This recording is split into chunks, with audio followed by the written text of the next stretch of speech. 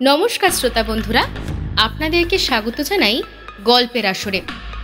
আজ আমরা আপনাদের জন্য নিয়ে হাজির হয়েছি লেখক সুকান্ত দাসের কলমে অপহরণ রহস্য। আর সব থেকে বড় কথা হলো, এটা আমাদের পরিবারের সত্যান্বেষী অজিতেশ বক্সী সিরিজের গল্প। তাহলে আপনারা মন দিয়ে গল্পটি শুনুন, আশা করি আপনাদের খুব ভালো লাগবে।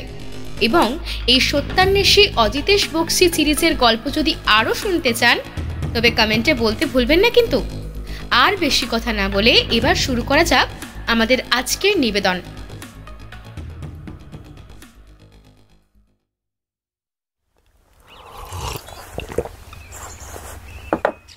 ব্যোমকেশের আমি সকালের চায়ের কাপ হাতে নিয়ে খবরের কাগজ উল্টাচ্ছিলাম। বলার মতো তেমন কোনো খবরই নেই, আর তা নিয়েই ব্যোমকেশের উদাসীনতা যেন দিন দিন বেড়েই চলেছে। এখন আর খবরের কাগজটা হাতে নিয়ে এসে দেখতেও চায় না। একটু আগেই পুটিরাম সকালের খাবারের বর্ণনা দিয়ে গেছে। আজ রবিবার, ছুটির দিন, তাই সকালে বেশ ফুলকো লুচি আর তার সঙ্গে পুটিরামের হাতে তৈরি আলুর দম হবে। তাই মনটা আমার বেশ ফুরফুরে ছিল। বললাম, কী হে ব্যোমকেশ, কী ব্যাপার বলো তো?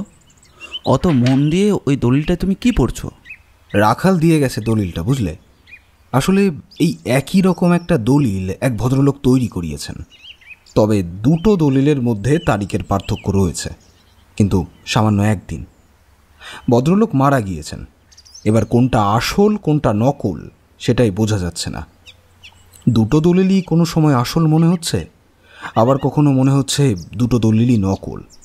আর সবচেয়ে বড় সমস্যা হলো, দুটো দলিলের সাক্ষী কিন্তু একই মানুষের। বলো কি? তার মানে কোনোভাবে একই সাক্ষীদের দিয়ে দুটো দলিলেই সই করানো হয়নি তো? আমিও এটাই জানতে চাইছিলাম। হয়তো ভদ্রলোককে দিয়ে দুটো দলিল একসঙ্গে সই করিয়ে নিয়েছেন, বা কোনো কারণে নিজেই দুটো দলিল তৈরি করিয়েছেন। আরও আশ্চর্য ব্যাপার হলো, সমস্ত দলিলটাই আগাগোড়ায় হাতে লেখা। তুমি তো জানোই, লিখে সাক্ষী রাখলে তাহলে সেই দলিল আইনের চোখে গ্রহণযোগ্য হয়। ব্যোমকেশ আরও কিছু হয়তো বলতো, তার আগেই পুটিরাম ঘরের পর্দা ঠেলে ভেতরে এসে বলল, দাদাবাবু, আপনার সাথে একজন দেখা করতে এসেছেন, বলছেন বড় দরকার। তা আমি বললাম, আজ তো ছুটির দিন, তাছাড়া দাদাবাবুর শরীরটাও খুব একটা ভালো নয়, দাদাবাবু কারোর সঙ্গে দেখা করবেন না।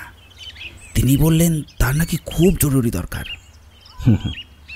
আমার কাছে যে আসে তার খুব জরুরি দরকারেই আসে পুটিরাম, না হলে আমার কাছে কেউ আসে না। এই মাসখানেকের মধ্যে কজন আমার কাছে এসেছে বলো তো? পুটিরাম একথার উত্তর দিতে পারবে না, কারণ সে সমস্ত মনে রাখে না। তবে আমি জানি এই মাসখানেকের মধ্যে কোনো কেস আসেনি যে তা কিন্তু নয়। তবে কেসটা মনের মতো না হলে সে আবার হাতেও নেয় না। তাই তিনটে কেস হাতে এলেও ব্যোমকেশের পছন্দ হয়নি বলে সেগুলো হাতে নেয়নি। তার বদলে রাখালবাবুর দিয়ে যাওয়া দলিলের ব্যাপারটা নিয়ে পড়ছে। পুটিরাম বাইরে গিয়ে ডেকে আনলো লোকটিকে। একটু পরে আমাদের সামনের ঘরের পর্দা ঠেলে যে লোকটি ঘরে ঢুকলো তাকে লোক না বলে যুবক বলাই ভালো, কারণ তাকে দেখে মনে হলো তার বয়স খুব একটা বেশি নয়, বড়জোর 25 কিংবা 26 হবে। চোখের ওপর একটা চশমা আর মাথার চুল বেশ সুন্দর করে একপাশে পেতে আঁচড়ানো, পরনে পোশাক ধোপ দুরস্ত। তার মুখে আর চোখে কি একটা যেন অদ্ভুত ব্যাপার খেলা করছে। ঘরে ঢুকতেই ব্যোমকেশ হাতের ইশারায় তাকে সামনের চেয়ারে বসতে বলল। যুবকটি সামনের চেয়ারে বসে বলল, নমস্কার ব্যোমকেশ বাবু, এই সময় আপনাকে বিরক্ত করার কোনো ইচ্ছা আমার ছিল না, কিন্তু খুব সমস্যায়।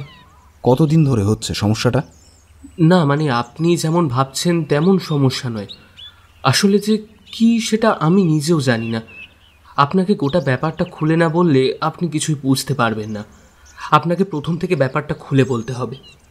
বেশ, বলুন। ব্যোমকেশ বাবু, আমি আপনার চেয়ে বয়সে অনেকটাই ছোট।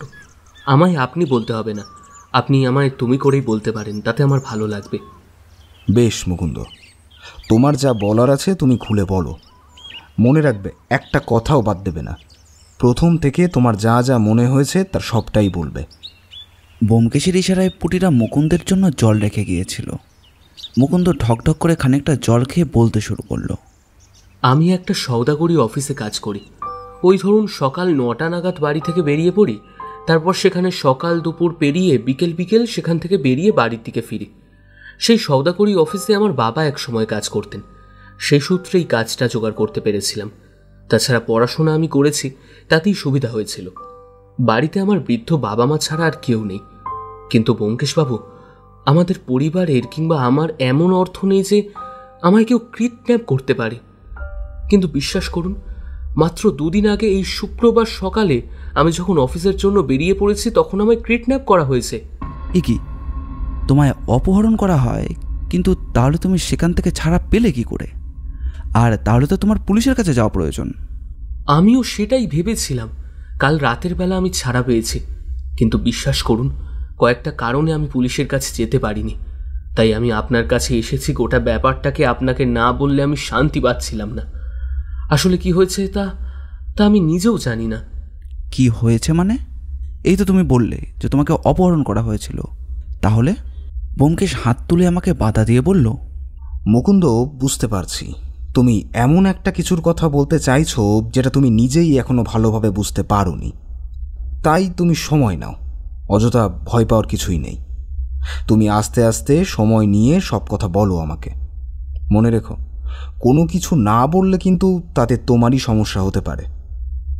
মুকুন্দ একটু সময় নিল এবং আমি বুঝতে পারলাম ব্যোমকেশ আমাকে কেন বারণ করছে। আসলে সে কোনো ব্যাপার নিয়ে বেশ চিন্তায় পড়েছে, তাই এ সময় তাকে বেশি কথা বলে বিব্রত করে দেওয়াটা ঠিক নয়। চুপ করে রইলাম। মুকুন্দ আবার বলতে শুরু করলো। প্রতিদিনের মতো শুক্রবার সকালে ওই 9টার সময় বাড়ি থেকে বেরিয়ে ছোট রাস্তা ধরে বড় রাস্তার কাছে গিয়ে দাঁড়ালাম। একটা গাড়ির জন্য অপেক্ষা করছি। সবসময় যে ঘোড়ার গাড়িতেই যাই তা কিন্তু নয়, মাঝে সাঝে হেঁটেও যাই। তবে সেদিন কি মনে হলো গাড়িতেই গেলাম। তাছাড়া শনিবার আর রবিবারের মাঝখানে ছুটি। গাড়ির জন্য দাঁড়িয়ে আছি, এমন সময় কোথা থেকে একটা গাড়ি আমার সামনে এসে দাঁড়ালো। গাড়িতে 2জন লোক বসে রয়েছে, তবে সামনের দিকটা ফাঁকাই ছিল। আমি দারোয়ানকে কিছু একটা জিজ্ঞেস করতে যাব, তার আগেই লোক 2জন আমায় উঠে আসতে বলল। আমার এমনিতেই দেরি হয়ে গিয়েছে, তার উপর হেঁটে গেলেও আরও দেরি হবে। গাড়ির প্রয়োজন, কিন্তু আশেপাশে তাকিয়ে আর কোনো গাড়ি দেখতে পেলাম না, তাই উঠে পড়লাম। একথা ও কথা বলে একবার ঠিকানা বলার জন্য পিছন দিকে ঘুরেছি। গাড়োয়ানকে কিছু বলবো, তার আগেই হঠাৎ করে আমার নাকের ওপর কি যেন একটা এসে পড়ল। বুঝতে পারলাম একটা রুমাল, আর তার মধ্যে ঘোড়ার গাড়ির দুপাশে ঢাকনা নেমে এলো। আমার হাত পা মুখ আর চোখ মুহূর্তের মধ্যে যেন কেউ বেঁধে ফেললো। আমি কিছু বলার মতো সুযোগ পেলাম না, তার আগেই সমস্ত ব্যাপারটা দ্রুত হয়ে গেল। তারপরে আর কোনো কথা নেই। বাইরে থেকে রাস্তায় গাড়ি ঘোড়া ও লোকজনের শব্দ ভেসে আসছে, কিন্তু ভেতরে কোনো কথা নেই।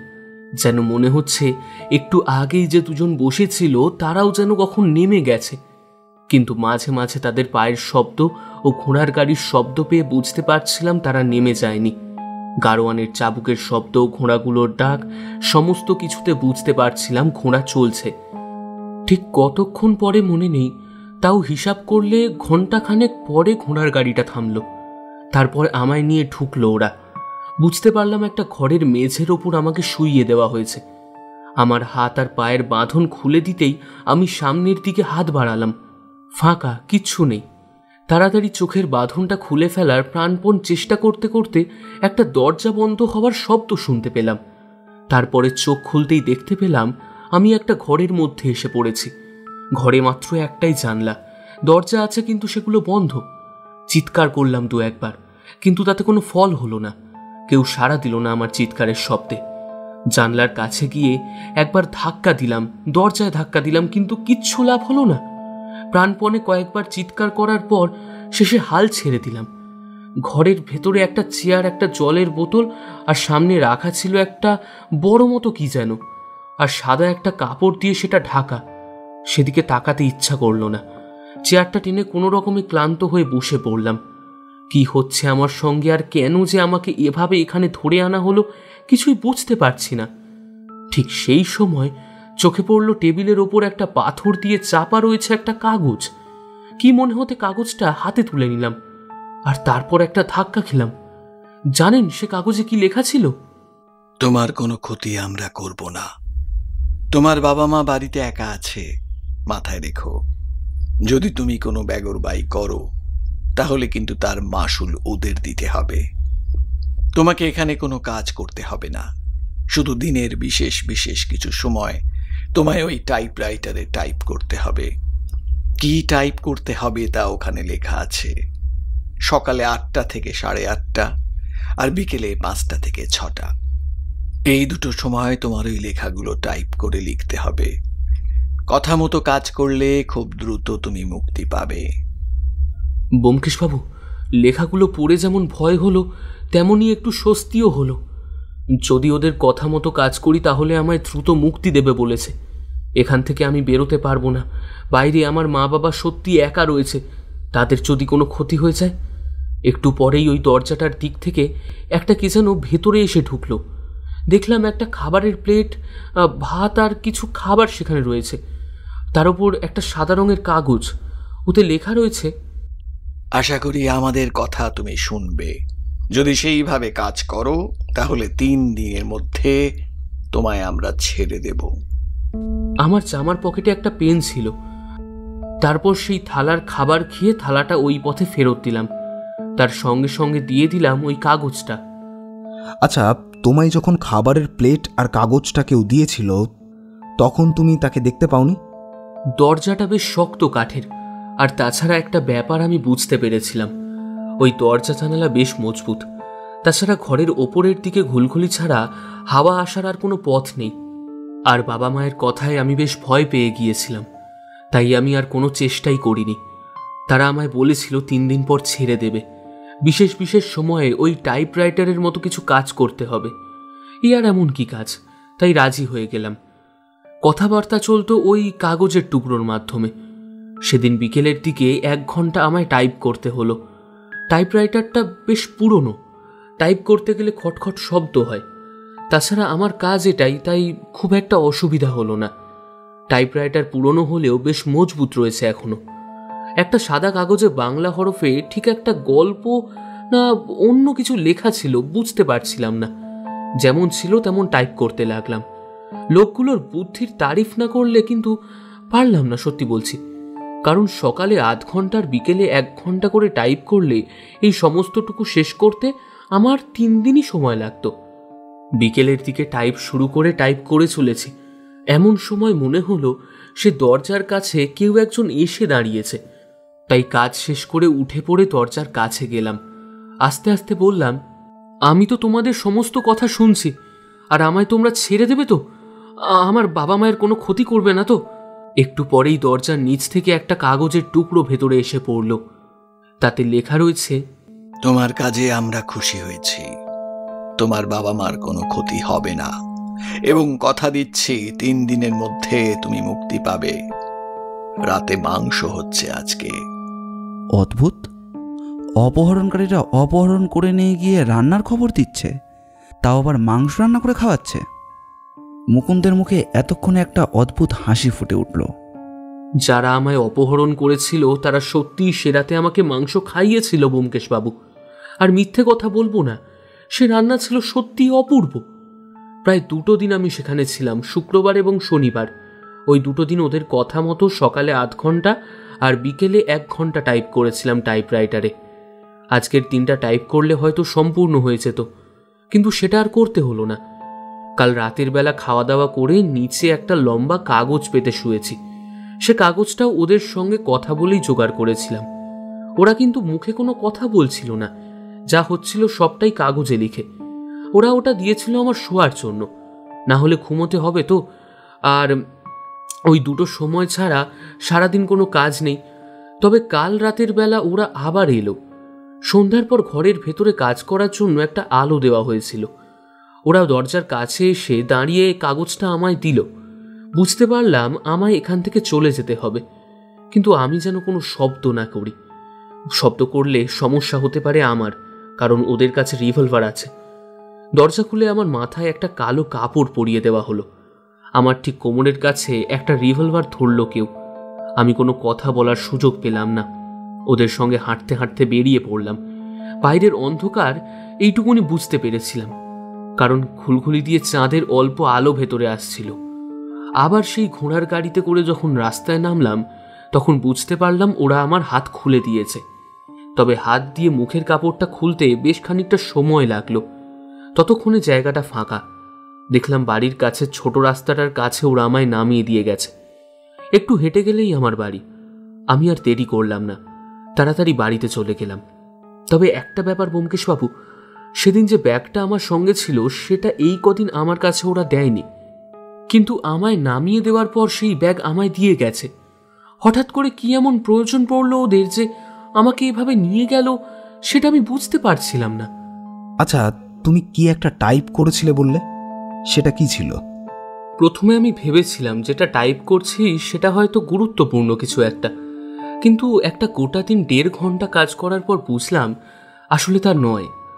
কোনো একটা বাংলা উপন্যাসের অংশ মাত্র সেটা, আর কেউ সে উপন্যাসের খানিকটা অংশ টাইপরাইটারে টাইপ করে রেখে দিয়েছে। সেটাই আমাকে আবার দেখে দেখে টাইপ করতে হবে। কিন্তু এমন একটা কাজের জন্য কেউ কি করতে আমায় নিয়ে যাবে আর কেন, সেটাই আমি বুঝতে পারছি না। এখন আমার কাছে তুমি ঠিক কি চাইছো? আমি বাড়ি ফিরে আসতে পেরেছি, আমি তাতেই খুশি ছিলাম। এমনকি মা বাবারও কোনো ক্ষতি করা হয়নি।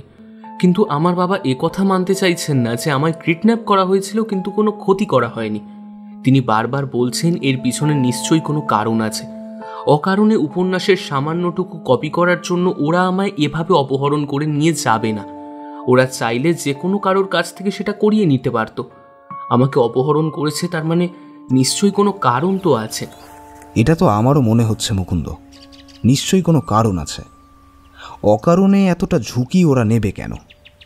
দিনে দুপুরে তোমায় অপহরণ করা, 2 দিন তোমায় এইভাবে খাইয়ে দাইয়ে ভালো করে রাখা, তারপরে আবার তোমাকে ফিরিয়ে দিয়ে যাওয়া, অন্য কোনো উদ্দেশ্য তাদের আছে বলে তো মনে হলো না। তাহলে তোমায় অপহরণ করে তোমাকে দিয়ে ওই উপন্যাসের অংশটা টাইপ করিয়ে তাদের কী লাভ হলো? এজন্যই তো আপনার কাছে আসা। পুলিশের কাছে যেতেই পারতাম, কিন্তু তাতে বিভিন্ন ধরনের সমস্যা পোহাতে হতো। পুলিশ উল্টে আমাকেই সন্দেহ করত। এর আগেও একটা দুর্ঘটনার দৃশ্য আমি নিজের চোখে দেখেছিলাম মাত্র, আর তাতেই পুলিশের কাছে বেশ হয়রানি হতে হয়েছে। তাই পুলিশের কাছে আমি যাব না। আপনি যদি এই কেসটা আমার একবার দেখেন তাহলে খুব ভালো হয়, আর না হলে বাবাকে মিথ্যে কথা বলতে হবে। ব্যোমকেশ চুপ করে কি যেন ভাবলো, তারপর বলল, দেখো মুকুন্দ, তোমার এই কেসে আমি হাত দিতেই পারি, কিন্তু একটা ব্যাপার আমার প্রয়োজন হবে। প্রথমত আমাদের এই বাড়িটা খুঁজে বার করতে হবে, যে বাড়িটাই ওরা তোমাকে আটকে রেখেছিল। সেই বাড়িটার ওই ঘর ছাড়া আমি আর কিছুই দেখতে পাইনি ব্যোমকেশবাবু। ওই ঘুলঘুলি দিয়ে বাইরের কিছুই দেখা যেত না। জানলাটা ওরা কখনোই খুলতে দিত না। দরজা যখন খুলেছিল সেদিন তখন মনে হয়েছিল বাইরেটা অন্ধকার। ওই অন্ধকারের মধ্যেও নিশ্চয়ই আলো খুঁজে পাওয়া যাবে মুকুন্দ, তুমি চিন্তা করো না। আমি যেমন যেমন বলবো তুমি তেমন তেমন করবে। আজ রবিবার, চলো, আজ রাস্তাঘাটে খুব একটা ভিড় হবে বলে মনে হয় না। তাছাড়া আজকে তোমার কাজটা ভালোভাবেই করা যাবে। অজিত, তুমি যাবে আমার সাথে? ওটা ব্যাপারটা নিজের কানে শোনার পর তোমার সাথে না বেরিয়ে কি আর কোনো উপায় আছে? অদ্ভুত লাগছে গোটা ব্যাপারটাই আমার। আচ্ছা, তোমার কি কোনো ধারণা হচ্ছে? বিশেষ একটি কাজে 2 জন মুকুন্দকে অপহরণ করে নিয়ে গিয়েছিল, কিন্তু সেই বিশেষ কাজটা কি? একটা উপন্যাসের সামান্য একটা অংশ তো আর টাইপ করার জন্য তারা নিয়ে যেতে পারে না। বিশেষত তাদের কাছে সেই টাইপ করা কাগজ আগে থেকেই ছিল। তারা সেটা যেখান থেকে টাইপ করেছে সেখান থেকেই করে নিতে পারত। মুকুন্দকে প্রয়োজন ছিল কেন? আর দ্বিতীয় কথা হলো, তারা তাকে রবিবার ছাড়বে বলেছিল, তাহলে শনিবার রাত্রের মধ্যে ছেড়ে দিল কেন? মুকুন্দ অবাক হলো ব্যোমকেশের কথায়। আমি জানি ব্যোমকেশের তদন্ত এমনভাবেই হয়, কিন্তু রবিবারের বদলে শনিবার ছাড়ায় ব্যোমকেশ যে এতটা অবাক হবে সেটা বোধহয় মুকুন্দ বুঝতে পারেনি। সে বলল, কিন্তু একদিন আগে যদি আমায় ছেড়ে দেয় তাহলে তাতে আপত্তি কোথায় ব্যোমকেশবাবু? আপত্তি আছে। কোনো একটা কাজে 3 দিন লাগবে বলেই ওরা তোমাকে নিয়ে গিয়েছিল, কিন্তু সেটা দিন 2 মধ্যেই হয়ে যায়। সে কাজটা কি? এখানে সময়টা খুবই গুরুত্বপূর্ণ। ভেবে দেখো, সারাদিনের মধ্যে মাত্র এই 1.5 ঘন্টা সময় টাইপ করতে বলা হতো। এমনভাবে তোমার টাইপের জন্য কাগজ তৈরি করা হয়েছিল যে সেটা করতে তোমার মতন একজন অভিজ্ঞ টাইপিস্টেরও 3টে দিন সময় লেগে যাবে। অর্থাৎ যে কাগজটা তৈরি করিয়েছিল তার টাইপ সম্পর্কে অভিজ্ঞতা অনেক। এমনটা তো আমি বুঝতে পারিনি। প্রথম দিন তুমি ওই ঘরের টেবিলের ওপরে যে কাগজটা পেয়েছিলে, আশা করি সেটা টাইপেরই কাগজ, হাতে লেখা নয়। ঠিকই বলেছেন, ওই একটা ছাড়া, কিন্তু বাকি সমস্ত কাগজগুলো যেটা ওরা দিয়েছিল তার সমস্তটা হাতে লেখা। তারও একটা কারণ আছে, সেটা তোমায় পরে বলবো। এখন তুমি আমাদের ঠিক সেখানে নিয়ে চলো, যেখান থেকে তোমায় অপহরণ করা হয়েছিল।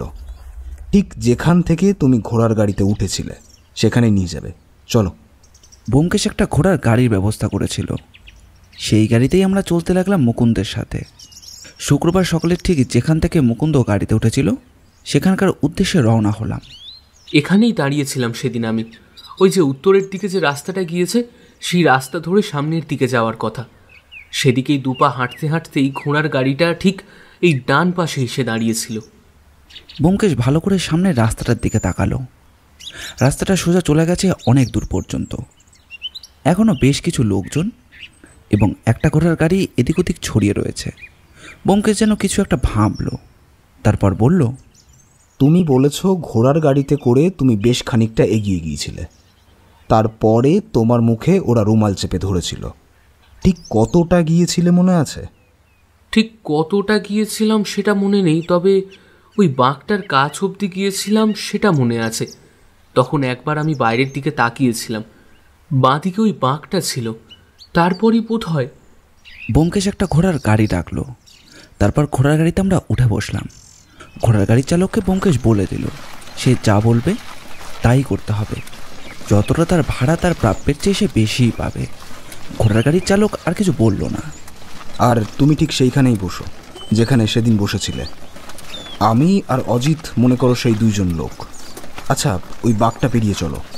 ঘোড়ার গাড়িটা বাঘ পেরিয়ে আসার সঙ্গে সঙ্গে ব্যোমকেশ থামতে বলল। তারপর মুকুন্দকে বলল, এবার মনে করে দেখো তো, যখন তোমার মুখে ওরা রুমাল চেপে ধরেছিল এবং চোখ বেঁধে দিয়েছিল, তারপরে কি গাড়িতে কোনো রকম ঝাঁকুনি অনুভব করেছিলে তুমি? ঝাঁকুনি? না ব্যোমকেশবাবু, কিন্তু গাড়িটা বোধ হয় একবার বাঁ দিকে কাত হয়েছিল। বাঁ দিকে? তার মানে গাড়িটা বাঁ দিকে ঘুরে গিয়েছিল। কিন্তু বাঁ দিকে ঘুরলে তো ওই রাস্তাটা আবার চলে আসবে। তুমি গাড়িটা বাঁ দিকে ঘুরিয়ে ওই রাস্তাটাই নিয়ে চলো। গাড়িটা বাঘ ঘুরিয়ে আবার আগের রাস্তায় ফিরে এলো। কিন্তু এটা তো আমরা আবার আগের রাস্তায় ফিরে এলাম। এবার তুমি মনে করার চেষ্টা করো তো, তারপর তোমার চোখ বেঁধে নিয়ে যাওয়ার সময় তুমি ঠিক কী কী শব্দ শুনেছিলে? মুকুন্দ প্রাণপণে মনে করার চেষ্টা করতে লাগলো। তার কপালে বিন্দু বিন্দু ঘাম জমেছে, নাকটা মাঝে মাঝে ফুলে আসছে। তার গায়ের রং একটু ফর্সার দিকে, ফর্সা মুখটা যেন লাল হয়ে এসেছে। একটু গলা তুলে সে বলল, একটা ঘন্টার শব্দ শুনেছিলাম। হ্যাঁ, একটা ঘন্টার শব্দ বেশ কিছুক্ষণ শুনতে পেয়েছিলাম। এই রাস্তাটা এগিয়ে গেলেই তারপর একটা চার্চ রয়েছে। এই চার্চের ঘন্টার শব্দ তুমি শুনে থাকতে পারো। আচ্ছা, চার্চে নিয়ে চলো তো আমাদের। ঘোড়ার গাড়িটা ব্যোমকেশের কথায় চার্চের অভিমুখে চলল সোজা পথ ধরে। গাড়ি ছুটতে লাগলো। মুকুন্দ যেন কি মনে মনে ভাবছে আর বিড়বিড় করে চলেছে নিজের মনে। ব্যোমকেশের মুখটা গম্ভীর। চার্চের কাছাকাছি আসতেই ব্যোমকেশ বলল, আচ্ছা, এই চার্চের ঘন্টার শব্দটা শুনতে পেয়েছিলে? চোখ বন্ধ করো, চোখ বন্ধ করে ভালো করে ভাবো। কথাটা বলে ব্যোমকেশ নিজের পকেট থেকে রুমাল বার করে মুকুন্দের চোখটা ঢেকে দিল। মুকুন্দ বেশ কিছুক্ষণ ঘন্টার শব্দ শুনতে লাগলো। তারপর বলল, হ্যাঁ, এই ঘন্টার শব্দটাই শুনেছিলাম। এরপর গাড়িটা কোন দিকে গিয়েছিল? এরপরে কোন দিকে গিয়েছিল মনে নেই, তবে একটা জায়গায় গরুর ডাক শুনতে পেয়েছিলাম। অনেকগুলো গরু একসাথে ডাকছিল মনে হয়। মুকুন্দ প্রাণপণে চোখ বাঁধা অবস্থা থাকায় মনে করার চেষ্টা করতে লাগলো। আর ব্যোমকেশের হাতের ইশারায় ঘোড়ার গাড়ির চালক আবার গাড়ি চালিয়ে দিল। সে নিজেও বোধহয় মনে মনে গোটা ব্যাপারটার একটা উত্তেজনা অনুভব করছিল। চলতে চলতে বেশ খানিকটা আসার পরেও কিন্তু গরুদের কাউকে দেখা গেল না। একটা গোয়াল ঘর, বড় রাস্তার একদম কাছে নয়, একটু ভেতরে। তবে কাছাকাছি যেতেই আমরা গরুর ডাক শুনতে পেলাম। সেটা শুনতে পেয়ে মুকুন্দ বলল, হ্যাঁ, এখানে কয়েকজন কথা বলছিল দাঁড়িয়ে। এখানে গাড়িটা থামলো একবার, তারপর আবার চলতে শুরু করলো। বাঁ দিকে নিয়েছিল না ডান দিকে বাঁক নিয়েছিল? বাঁ দিকে বাঁক নিলে ওই পথে সোজা চলে যাচ্ছে। না না, আমি বাঁ দিকে বাঁক নিয়েছিলাম বলে মনে হচ্ছে। আর যতদূর মনে পড়ছে, ওই গরুর ডাকের শব্দ শোনার পরে ওখানে গাড়িটা খানিকক্ষণ থেমেছিল। তারপরেই বাইরে থেকে লোকজনের কথাবার্তা শোনা যাচ্ছিল। আর আবার খানিকটা এগিয়ে এসে বাঁ দিকে বাঁক নিয়েছিল গাড়িটা। ঠিক তখনই গাড়ির ভেতর থেকে কেউ একজন ঘোড়ার গাড়ির চালককে নির্দেশটা দিয়েছিল। যতদূর মনে পড়ছে এমনটাই হয়েছিল। আচ্ছা, বাদিকে চলো। এরপর কিছু মনে আছে? মানে এর পরে আর কিছু শুনতে পেয়েছিলে? বাঁদিকে বেশ কিছুক্ষণ চলেছিলাম, তেমন কোনো শব্দ নেই। তবে আরও প্রায় মিনিট 20 যাওয়ার পর একটা বাজারের সামনে এসে পড়েছিলাম, আর তারপরেই শুনতে পাচ্ছিলাম লোকজনদের চটলার কথা। সেখানে এসে গাড়িটা একটু আস্তে আস্তে চলছিল। ব্যোমকেশ, আমার মনে হয় সামনের ওই বাজারটারই কথা বলছে। ওই বাজারের কাছে যদি গাড়িটা যায়, তার মানে দক্ষিণ দিকে গিয়েছিল ওরা। দক্ষিণের দিকের ওদিকটাই লোকজন কিন্তু বেশি যায় না, ফাঁকাই থাকে। তাছাড়া ওদিকে বেশ পুরনো কিছু বড় বড় বাড়ি রয়েছে। চলো তো দেখি। বাজার পেরিয়ে যাওয়ার সময় মুকুন্দ সম্মতি জানালো যে এমন শব্দ সে একটা শুনতে পেয়েছিল, কিন্তু আরও কিছু শব্দ তো প্রয়োজন সেই জায়গাটা চেনবার জন্য। কিন্তু মুকুন্দ আর কিছুই মনে করতে পারল না। আরও খানিকটা আমরা এগিয়ে এলাম। একটু পরে বন্দরের দিক থেকে জাহাজের সাইরেনের শব্দ ভেসে এলো, আর ঠিক সেই মুহূর্তেই মুকুন্দ চেঁচিয়ে উঠল। মনে পড়েছে, ওই বাড়িতে যখন আমায় ওরা নামাচ্ছিল তখন ওই জাহাজের সাইরেনের শব্দটা আমি শুনতে পেয়েছিলাম। তার মানে এই পথ দিয়ে গিয়ে ডকের কাছাকাছি কোনো একটা বাড়িতে ওরা তোমায় রেখেছিল। চলো দেখাও। ডক এলাকার কাছাকাছি কিন্তু কোনো বাড়ি নেই।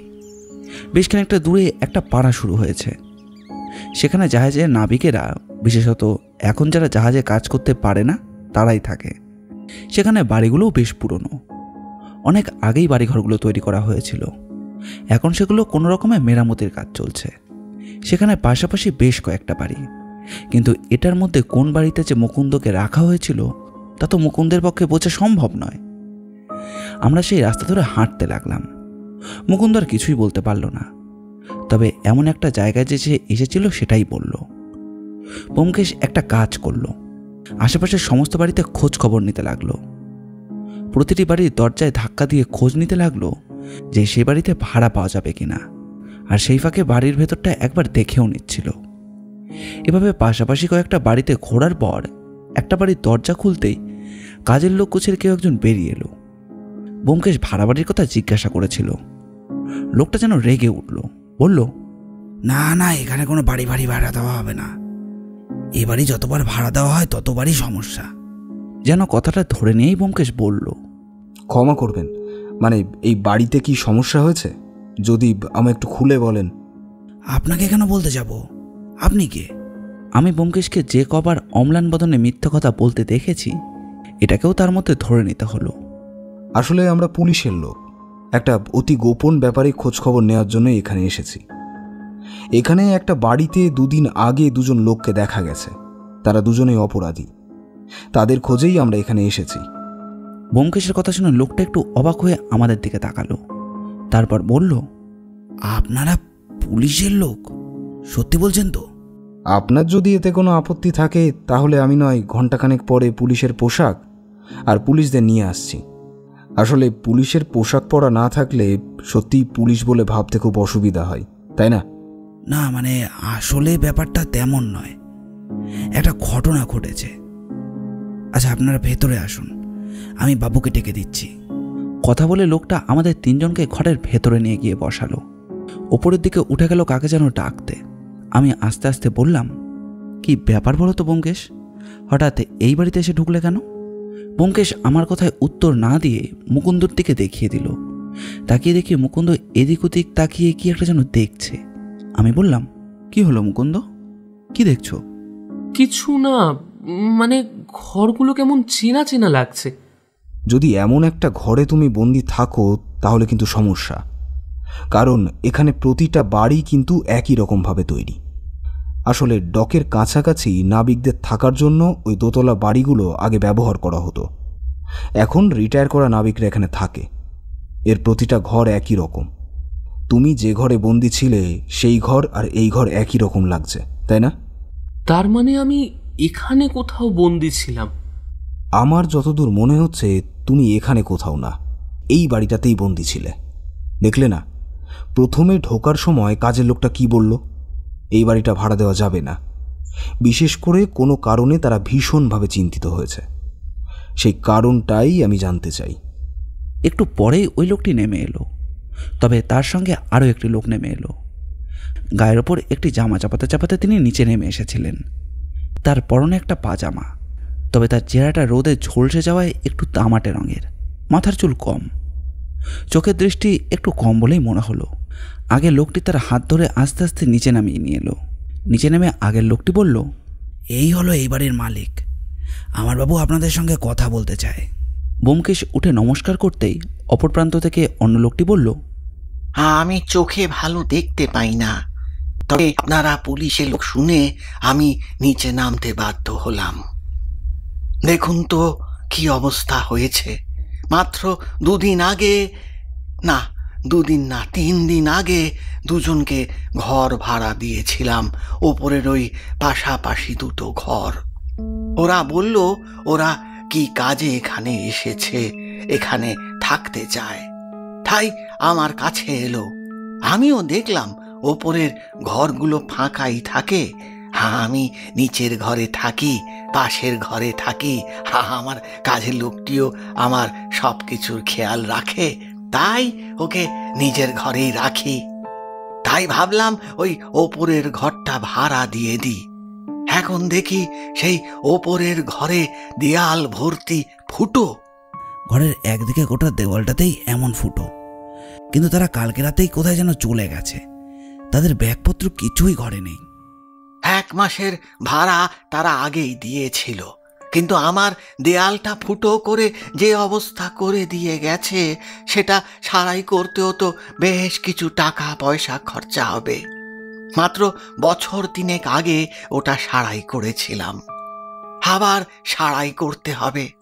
যারা এসেছিল তারা 2 জন ছিল, আপনি তাদের দেখেছিলেন? ওরা এসেছিল বৃহস্পতিবার, তারপর বলল ওরা কি কাজের ব্যাপারে এখানে এসেছে। আমার কাছে একটা টাইপিং মেশিন ছিল, সেটা আমি কিনেছিলাম অনেক আগে। সেটা দেখে ওরা বেশ খুশি হলো, বলল ওদের ভালো হবে।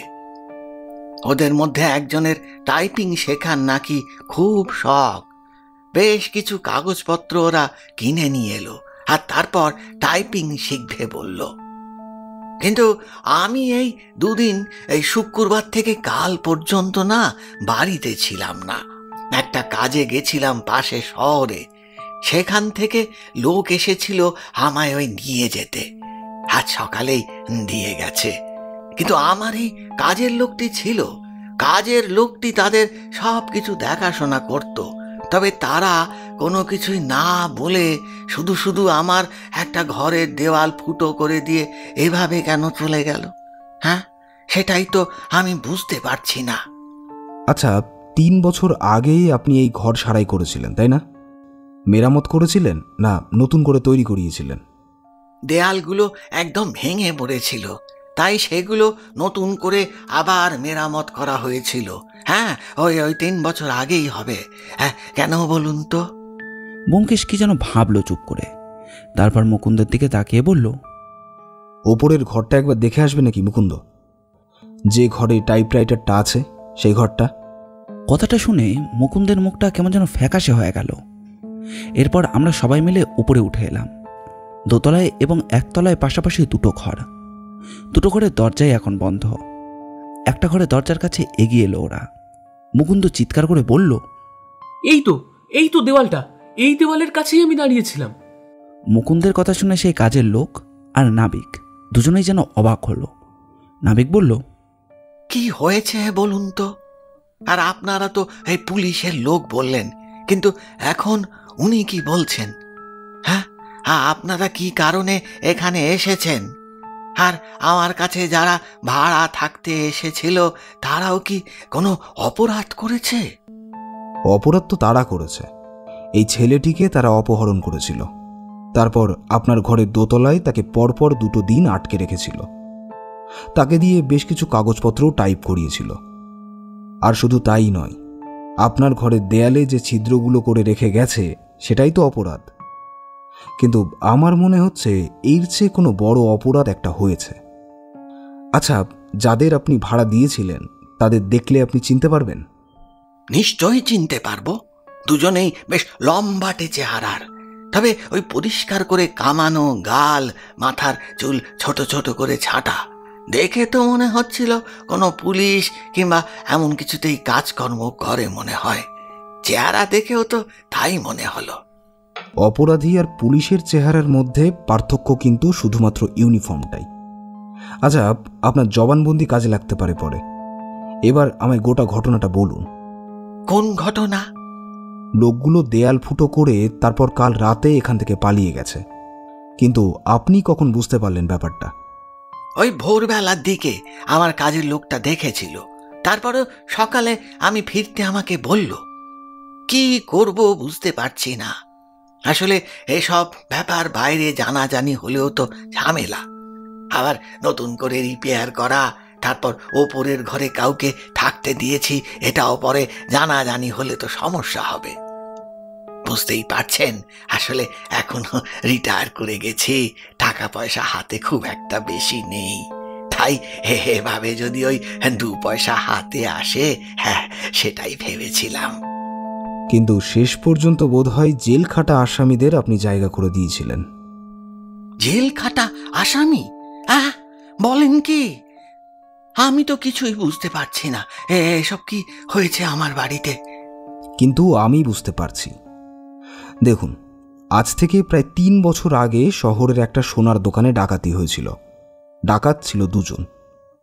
রিভলভারের ভয় দেখিয়ে তারা ডাকাতি করে। সোনা দানা টাকা পয়সার সঙ্গে তারা বেশ কয়েকটা হিরে চুরি করেছিল। পরে তারা ধরা পড়ে এবং সোনা দানা টাকা পয়সা সবই ফেরত দেয়, কিন্তু হিরেগুলো পাওয়া যায় না। তারা বলে ওখানে কোনো হিরেই ছিল না। যে কারণেই হোক তাদের শাস্তি 3 বছরের বেশি হয়নি। বোধহয় এর পেছনে অন্য কোনো কারণ ছিল।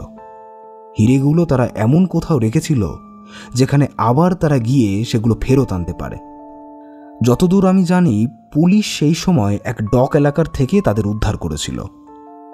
আর আপনার বাড়িতেই ঠিক সেই সময় এই ঘরটা রিপেয়ার চলছিল। হ্যাঁ, এবার মনে পড়েছে। ওপরের ঘরে যখন কাজ চলছিল, সেদিন রাতের বেলা বাড়িতে না 2টো চোর ঢুকেছিল। প্রথমে আমি বুঝতে পারিনি, ওকে ডেকে তুললাম। ততক্ষণে দরজা খোলা, চোর পালিয়েছে, কিন্তু সে কিছুই চুরি করেনি। আমার মনে হয় না সে কিছু চুরি করতে এসেছিল। আমার মনে হয় সে চুরি করা মাল এখানে রাখতে এসেছিল। বুঝতে পেরেছিল এই বাড়িতে আপনি মেরামতের কাজ চালাচ্ছেন, বিশেষ করে ওই ঘর খোলাই রয়েছে। এমনটা হতেই পারে যে যারা মেরামতের কাজ করেছিল তাদের সঙ্গে ওদের কোনোভাবে সাক্ষাৎ হয়ে গিয়েছিল, আর তাই ব্যাপারটা ওরা জানতো। কাজ হচ্ছিল, অর্থাৎ ঘরের দরজা খোলাই ছিল। তারা ওখানে হিরেগুলো লুকিয়ে রেখে দিয়েছিল, পরে সুযোগ বুঝে সেখান থেকে নিয়ে যাবে বলে। কিন্তু তার আগেই তারা ধরা পড়ে যায়। 3 বছর পর সেখান থেকে বেরিয়ে ওরা তককে তককে থাকে। হিরেগুলো খুঁজে বার করতে হবে, তার জন্যই কাজে লাগায় মুকুন্দকে। কিন্তু মুকুন্দকে এখানে আটকে রেখে তাকে দিয়ে টাইপরাইটারের কাজ করিয়ে ওদের লাভ কি হচ্ছিল? এখানে যে হিরেগুলো লুকানো আছে সেটা ওরা জানতো, কিন্তু এই ভদ্রলোক যে বাইরে যাবেন সেটা বোধহয় ওরা জানতো না।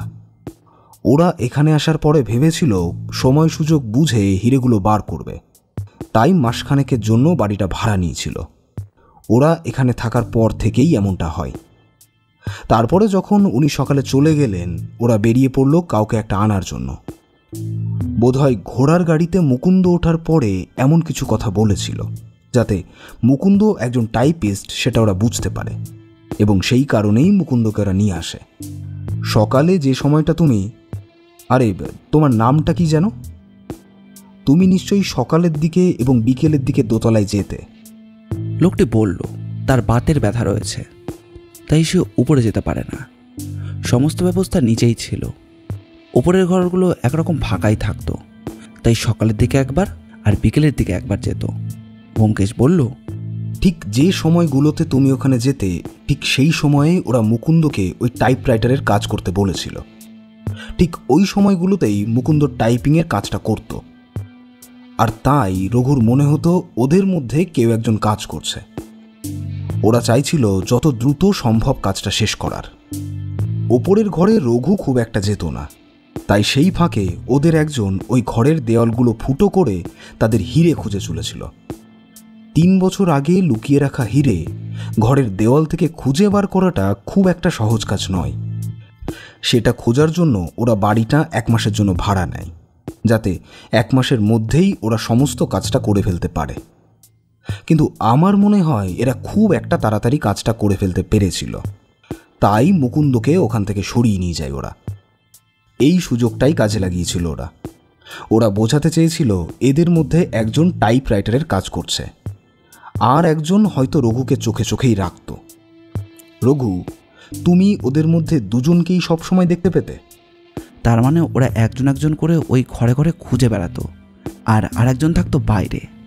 তাই যখন রঘু উপরে যেত তখন টাইপরাইটারের শব্দ না করলে রঘু বুঝতে পারবে না যে ওই ঘরে ওই লোকটা কী করছে। এই কারণেই মুকুন্দকে নিয়ে যাওয়া হয়েছিল, তৃতীয় একটা মানুষ হিসেবে। মনে পড়েছে, আমি ঘোড়ার গাড়িতে ওঠার সময় বলেছিলাম যে আমি একজন টাইপরাইটার আর আমি অফিসে কাজ করি। তার একটা অক্ষর উঠে গিয়েছিল, সেটা সারাতে হবে। গোটা ব্যাপারটাই কিন্তু আমার একটা অনুমান উচিত। আচ্ছা, আপনার পুরো নামটা কি? আমার নাম ওই তন্ময় রায়। এই ডকের অনেক জাহাজ আমি আগে চালাতাম, আর আপনার নাম তো আমি অনেক শুনেছি। হ্যাঁ, ব্যোমকেশ বাবু। তবে এখন বাইরে যাওয়ার মতন কোনো কারণ তো আমার নেই। চোখে ভালো দেখতে পাই না, তাছাড়া কানেও যা শুনি তাও খুব কম। এক সময় এখানকার জাহাজ চালাতাম, এখানকার লোকেদের সঙ্গে আমার খুব ভালো সম্পর্ক ছিল। তাই এই কিছু টাকা পয়সা দিয়ে আর আরো কিছু কাজের পরিবর্তে আমি এই বাড়িতে থাকার অধিকার পেয়েছি। আপনি যে কথা বলছেন তা যদি সত্যি হয় তাহলে তো মশাই আমায় আবার পুলিশের ঝামেলায় পড়তে হবে। পড়তে হবে না, খোঁজ নিতে হবে। ওই সোনার দোকানে ডাকাতির অপরাধীর 2জন কবে ছাড়া পেয়েছে এবং এখন কোথায় আছে। তারপর তাদের পিছু নিলেই গোটা ব্যাপারটা জানা যাবে। আশা করছি কয়েকদিনের মধ্যেই আপনাকে খবরটা দিতে পারবো। শুধু আপনাকে দেখে চিনতে হবে যে ওই 2জনই সেই 2জন কিনা যারা আপনার বাড়িতে থাকতে এসেছিল। তার মানে আপনি এখনো পর্যন্ত যা বললেন সব কিছুই আপনার অনুমান। আর তাহলে এবার আমরা কি করে তাকে ধরবো বলুন তো? তোমায় ভাবতে হবে না মুকুন্দ, এরপর সমস্ত ব্যাপারটা তুমি আমার উপরেই ছেড়ে দাও। আমি আর রাখাল গোটা ব্যাপারটা ঠিক সামলে নিতে পারবো। এরপর আমরা সেই নাবিক ভদ্রলোকের বাড়ি থেকে বেরিয়ে এলাম। গোটা পথ আমাদের মধ্যে আর কোনো কথাই হলো না। ঘোড়ার গাড়িটা ব্যোমকেশ দাঁড় করিয়ে রেখে এসেছিল। ঘোড়ার গাড়িতে করে আমাদের কাছে নেমে মুকুন্দের কাছে পৌঁছে যাওয়ার কথা সে বলে দিল। তবে ভাড়াটা আমাদের আর দিতে হলো না, মুকুন্দই দিয়ে দেবে বলল। যাওয়ার সময় সে বলল, আপনি ব্যোমকেশবাবু এই গোটা ব্যাপারটা যদি বাইরে আর কি। চিন্তা করতে হবে না মুকুন্দ, এই ব্যাপারটা আমরা বাইরে কাউকে বলবো না। এরপরে সমস্ত ঘটনা সপ্তাহখানেকের মধ্যে আরও একটা ঘটনা ঘটল। রাখালের উদ্যোগে পুলিশের সাহায্যে 2জনকে ধরা হলো। জেরার পরে তারা সমস্ত কিছু স্বীকার করলো এবং পুলিশের সাহায্যে ওই নাবিক ভদ্রলোক এবং তার চাকর রঘু শনাক্ত করলো সেই 2জনকে। ওরাও জানালো আসলে তারা 3 বছর আগে ওই বাড়িতে লুকিয়ে রেখেছিল হিরে, আর সেটা সেখান থেকে বের করে আনার জন্যই তারা সমস্ত কাজ করেছিল। ব্যোমকেশ কিন্তু পুলিশের কাছে মুকুন্দের কথাটা বলল না, তবে ওই লোকগুলোর সাথে আলাদা আলাদা করে কথা বলে মুকুন্দের ব্যাপারে সে সব কিছুই জেনে নিয়েছিল। কিন্তু এত সব জেনে মুকুন্দ সত্যিই ভয় পেয়ে গিয়েছিল। 2জন চোর এটাও বলল মুকুন্দ বা ওখানে কারোর ক্ষতি করার উদ্দেশ্য ওদের ছিল না। ওরা চুরি করে, ডাকাতি করে, কিন্তু মানুষের কোনো ক্ষতি করতে চায় না। মুকুন্দ ওদের সাহায্য করেছিল বলেই ওরা কাজটা এত সহজে করতে পেরেছিল, না হলে করতে পারত না। সমস্ত ঘটনা আমাদের বলার পরে ব্যোমকেশ বলল, মুকুন্দ ছেলেটা সত্যি বেশ ভালো, বেশ সহজ সরল, আর তাছাড়া বেশ ভীতু। তবে এমন একটা অদ্ভুত সমস্যায় পড়ে মুকুন্দ যদি ব্যাপারটা চুপ করে হজম করে নিত তাহলে হয়তো আমরা কিছুই জানতে পারতাম না। ওই নাবিক ভদ্রলোক কাউকেই কিছু বলতো না, কারণ এখানে তারও সামান্য সমস্যা ছিল। ব্যোমকেশের কথায় আমি হাসলাম। সত্যি মুকুন্দ অদ্ভুত একটা কেস নিয়ে এসেছিল আমাদের কাছে।